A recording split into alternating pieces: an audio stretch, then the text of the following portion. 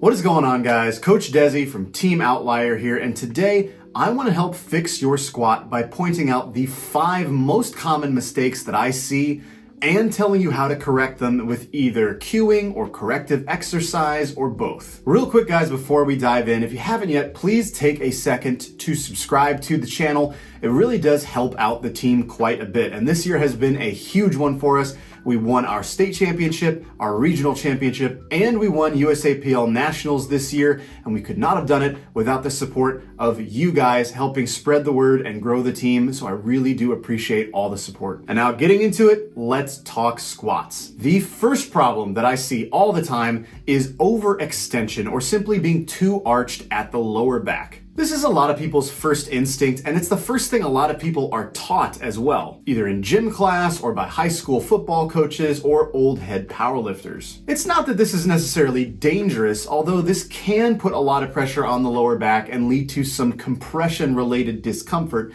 It's more so that it's restrictive. It is very hard, if not impossible, for most people to reach powerlifting depth with their pelvis tilted forward in this fashion. To get as low as we need to in the sport of powerlifting, your pelvis is going to have to be at least in a more neutral position underneath you, if not slightly posteriorly tilted at the very bottom. And that is basically impossible to do if your lumbar spine is super arched. So what do I suggest? This one for me is going to start with just cueing. For me, that's usually coaching people to exhale at the top of their squat to see that rib cage descend a little bit when they do so, and then inhale and brace without picking that rib cage back up again. Sometimes it also works to coach people to sort of tuck their pelvis more underneath them, although not as often in my experience. There are a number of drills that can also help people get this position and this sensation down before squatting,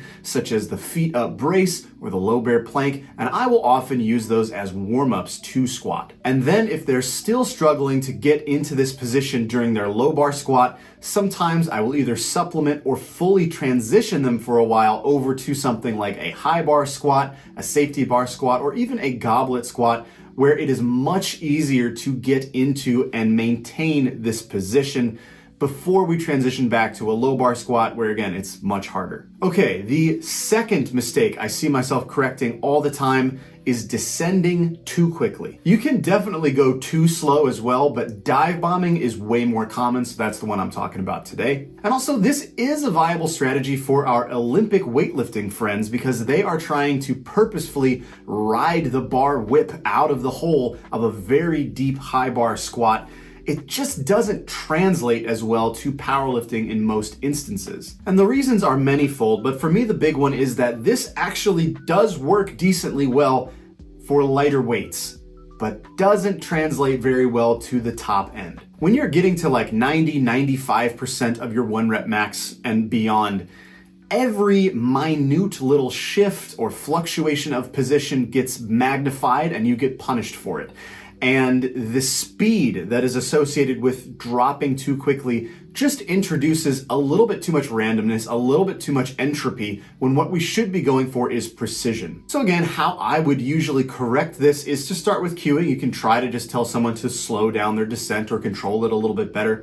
Or you can supplement with something like a tempo squat, or I prefer like a 3 to 5 count negative, or a pause squat, where most people are going to automatically kind of control their descent a little better when they have that pause coming up. The third mistake I want to cover today is getting off balance and specifically sort of falling forward in the squat. And again, yes, you can be off balance the other way, kind of falling backward, but it's much less common, especially in powerlifting where the low bar squat is so prevalent. And the reason is that low bar squat is so far behind you relative to your center, and it's sort of pushing everything forward, which leads to a lot of times lifters falling forward during the descent or even out of the hole. Now, there are lots of ways to correct this, and honestly, sometimes for me, it takes all of them to do this. The first one, of course, is still cueing, which for me in this instance is going to start with the feet. Very often telling these lifters to emphasize heel pressure, especially at the start of the lift and during the descent,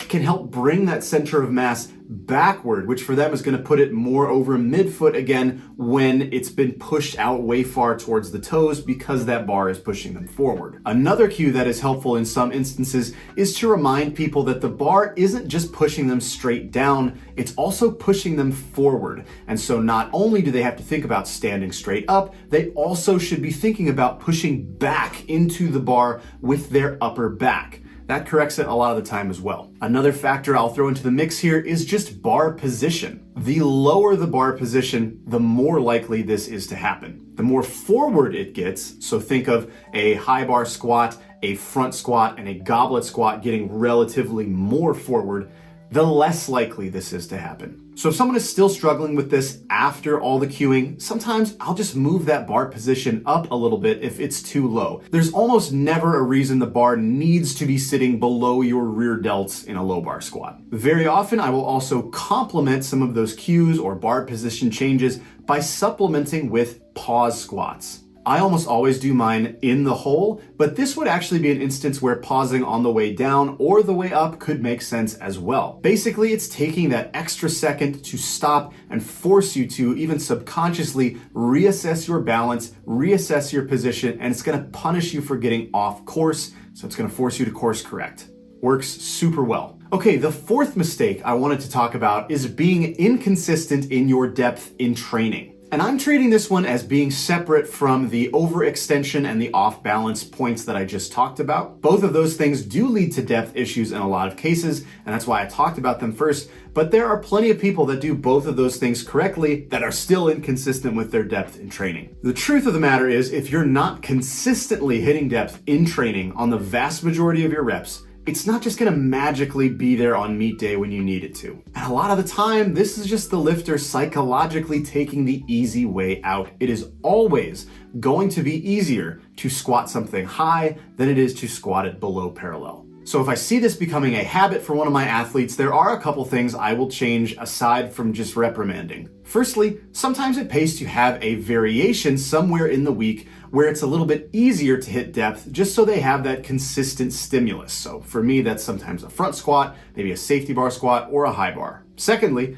sometimes I will actually avoid pause squats for these people because for very many people, maybe you included, for me sometimes as well, people tend to cut their pause squats a little bit higher than their competition squats because they don't have that rebound piece. And so this can exacerbate the problem with these people. And lastly, sometimes I will actually just lower the RPE or the weight if this becomes an issue. Personally, I would rather have an athlete consistently hitting great depth with a little bit lower weight or lower RPEs to build that good motor pattern and that habit, rather than have them always start to cut depth when things get hard, because that can be very hard to break that habit. Okay, and the fifth and final issue with squatting I see all the time that I wanted to talk about is weak bracing. This one can be a little bit harder to actually see on camera, but it is quite easy to sort of tell once you're talking to the athlete and they're describing their experience of squatting. Basically, what I want in the ideal world is for the athlete's core to be rock solid and for them to be thinking of pushing out against the belt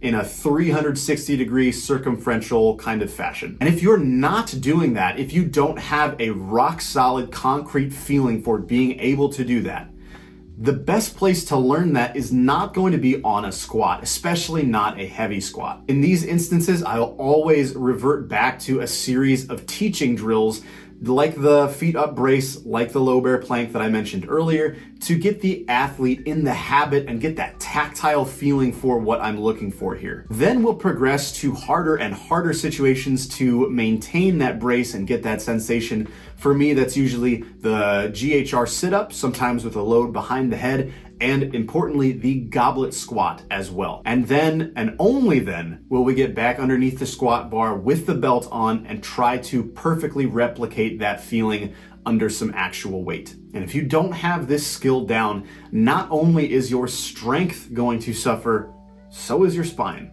And that is all I have for you guys today. Thanks so much for watching. If you enjoyed the video, please don't forget to leave a like and subscribe. It really does help the channel. And if you have questions for me, feel free to leave them down in the comments below, and I promise I will get back to you. If you're in the market for coaching, feel free to reach out to me at beoutlierstrong.com. But otherwise, I will see you guys next time.